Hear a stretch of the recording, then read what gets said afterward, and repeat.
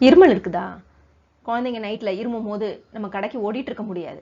அப்ப இந்த டிப்ஸ் ரொம்ப யூஸ்ஃபுல்லா இருக்கும். இதை நீங்க வீட்டிலேயே செய்யலாம். எலுமிச்சை எடுத்துக்கோங்க.